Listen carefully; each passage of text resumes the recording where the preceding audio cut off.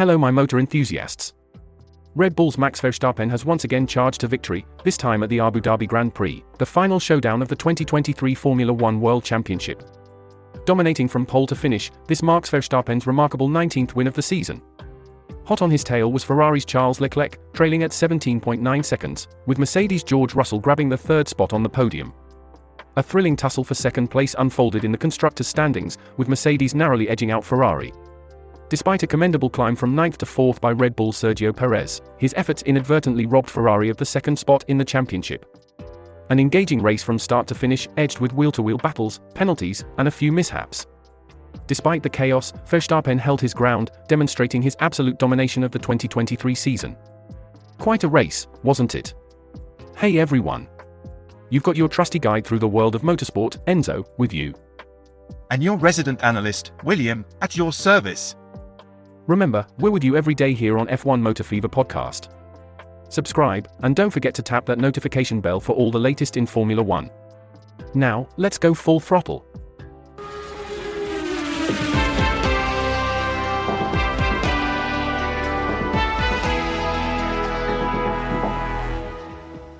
You know, I was thinking about Verstappen's dominance this season. It reminds me of a recent conversation with a colleague. We were debating whether we had ever seen such a lopsided season before in Formula One history. The sheer mastery Verstappen and Red Bull displayed, the ingenious design by Adrian Newey, it's just been a season of superlatives. Funny you should mention that. Just the other day, I found myself in a similar debate with a group of old-school Formula One enthusiasts. We were reminiscing about past seasons, trying to find a comparison for the kind of dominance we've witnessed this year. But truth be told, Verstappen's performance this year has been something else. Really underscores what makes this sport so thrilling, doesn't it? Delving a bit deeper into that end-of-season drama, I think it's worth mentioning the tussle between Mercedes and Ferrari for second place. It was a gripping end to the season, wasn't it? Despite Leclerc's valiant effort, Mercedes had just enough in the tank with Russell at P3 and Hamilton at P9 to keep Ferrari at bay. Quite an intense competition for the honor of being runner-up. Indeed, it was. It's a testament to the competitive spirit of the teams and drivers, even in the face of overwhelming dominance by Red Bull and Verstappen. The fight for every single point is what makes Formula One such a thrilling spectacle. That's right. The fight for every point, every position, it's what keeps us on the edge of our seats.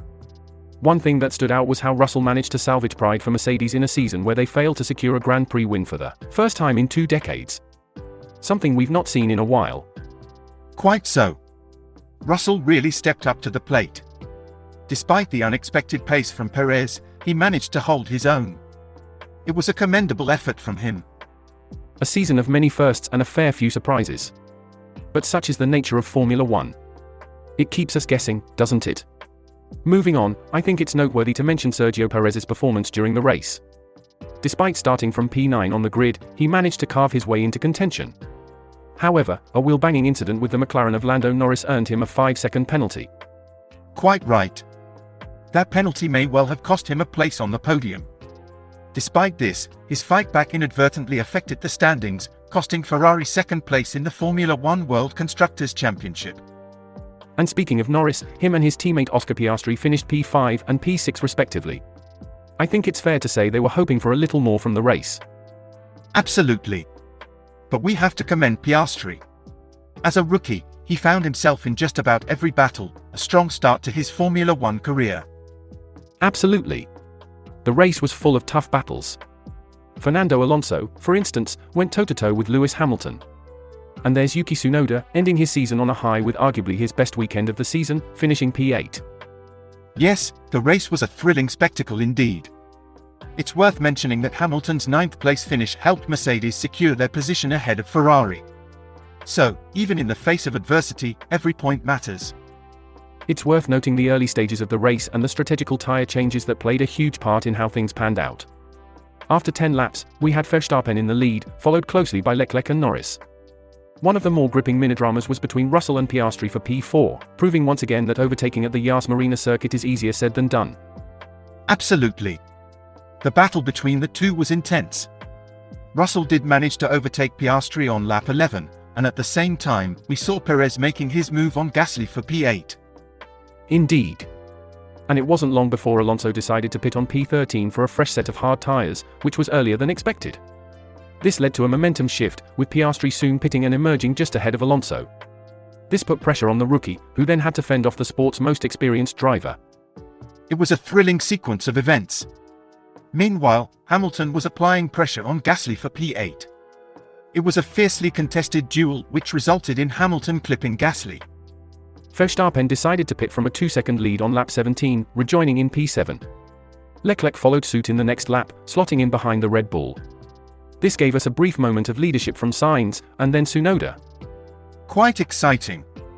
However, following the pit stops, it was Verstappen who emerged as the leader with a 5-second gap.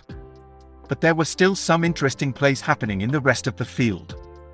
Alonso's Alpine team had managed to swap their cars, which irked Gasly, considering he started ahead of his teammate Ocon. Yes, it was a strategy that didn't sit well with Gasly. All in all, every maneuver, every decision, mattered immensely at this point in the race. It was a thrilling spectacle of strategies and driving skills, making it a race to remember. The race continued with intensity, with Verstappen securing a solid lead of 6.4 seconds over Leclerc by lap 30. Meanwhile, Russell was keeping the pressure on with a gap of 2.1 seconds. At this point, it felt like a stalemate, with no one in the top 10 within Doctor's range. I see. That kind of stalemate can be a real test of endurance for the drivers, can't it? Absolutely. It's a test of not just physical endurance, but mental fortitude as well. And speaking of endurance, Stroll set the fastest lap around this point. But did that stalemate last, or did the race dynamics change as we moved towards the end? Well, Norris decided to pit in an attempt to undercut Russell, who responded by making a stop a lap later. However, Russell managed to stay ahead of the McLaren. Then, we saw Hamilton cruising past Alonso, who was reportedly struggling with his car speed. That's interesting. How did Alonso respond to that? Alonso, being the seasoned driver that he is, didn't take it lying down. He dug into his vast experience and managed to get past Hamilton again. It was a subtle but classic move from Alonso. And what about Perez? How was his progress at this point? Perez was having a fantastic run, matching Verstappen's lap times and setting himself up for an exciting finale with fresher tyres. He pitted on lap 43, and then Verstappen followed suit. How did the field look after these pit stops? Verstappen managed to maintain a 5-second lead over Leclerc. Meanwhile, Perez was closing in on Norris by 1.5 seconds. At this point, Tsunoda and Sainz, in P6 and P8 respectively, were the only ones in the top 10 who hadn't made a second stop. As the race continued, Verstappen was setting a blistering pace and even clocking the fastest lap. Meanwhile, Perez was catching up to Norris. Doctor's range swiftly. Right, but I remember there was a bit of a tussle between those two at one point, wasn't there?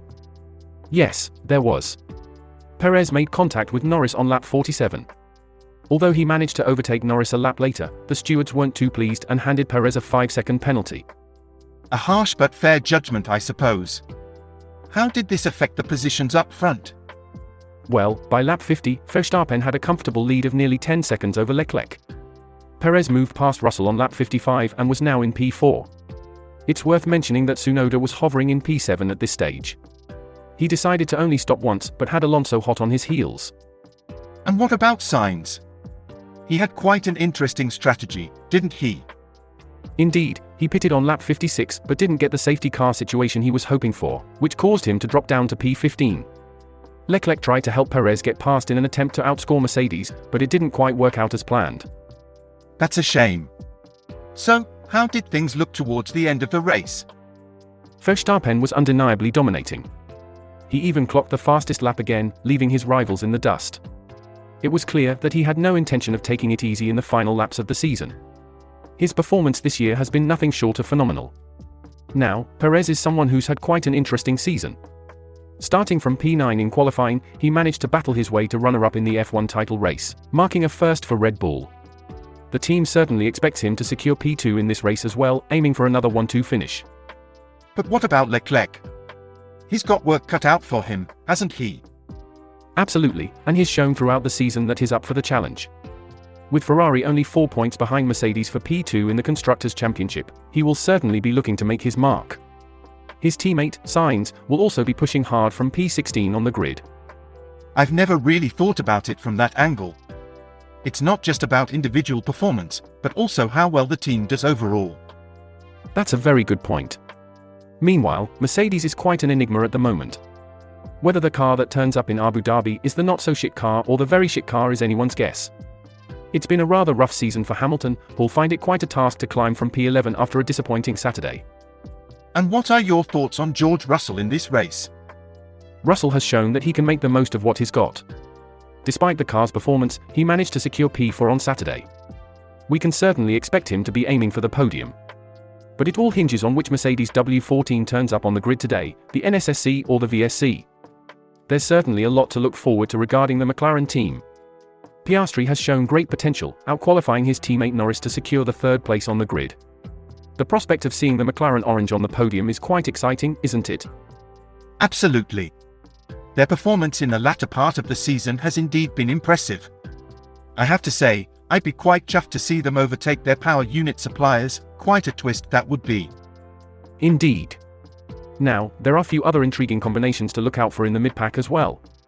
Fernando Alonso and Yuki Tsunoda, for instance. And Nico Hülkenberg in P8 is an unexpected position, setting the Haas up for a potential drop in the order. I hadn't considered that.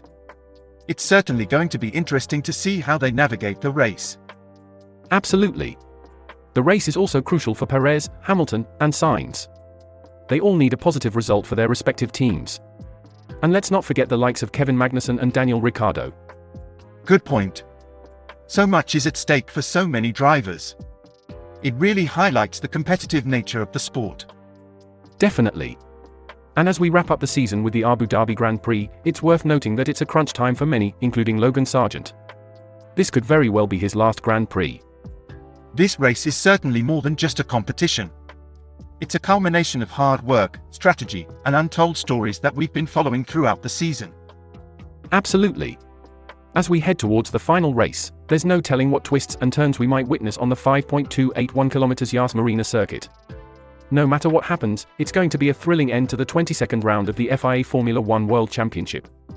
We've talked about the individual drivers, but let's mention a few notable facts about the Abu Dhabi Grand Prix itself. This will be the 15th edition of the race and the 12th season-ending event at the anti-clockwise Yas Marina's track. Indeed, the track has seen many memorable moments.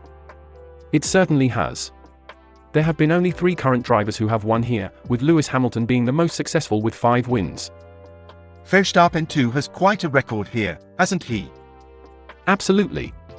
He's won the last 3 seasons in a row. But it's worth noting that only once has the winner not started on the front row, that was Kimi Räikkönen in 2012.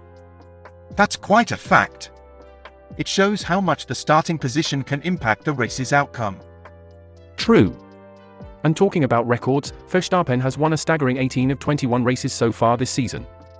He also has 53 wins from 183 starts, putting him third equal with Sebastian Vettel on the all-time list.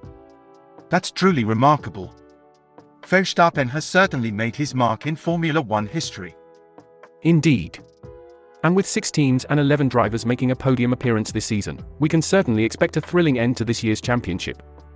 Absolutely, it's going to be an exciting race to watch. Can't wait to see how it pans out. Verstappen's achievements this season have been quite exceptional. His win in Las Vegas saw him become the first driver to win 3 races in a single country in one season. And he is set to finish the season beating the previous record of 71.47% of all laps led in a season, set by Jim Clark back in 1963. That's truly impressive. It's been a remarkable season for him and Red Bull. Indeed, both Verstappen and Red Bull have already clinched the championships. Verstappen has bagged his 3rd title, while Red Bull have secured their 6th. And thanks to Sergio Perez, they are also assured 1st and 2nd place in the drivers' standings for the first time. It's been quite a season for them. Although, it's worth noting that Hamilton, despite securing 3rd place overall, is facing his 2nd successive season without a win. True. But let's not overlook Verstappen's lead over his teammate Perez. He leads by 276 points. The gap is greater than the amount of points Perez has scored. That's quite a staggering statistic. It speaks volumes about Verstappen's dominance this season. Absolutely. He's set to end the season with a record margin, as well as a record haul. We can't forget that scoring systems have changed over the years, but this is still quite an achievement. William, how about we pop over to the internet to see what folks are saying on the topic? That sounds like a splendid idea. Here's one from Ace Bombkick. He says, quote, Mercedes has recorded its first winless season since 2011, unquote. Ooh, that's a bit of a sting, isn't it? What other reactions?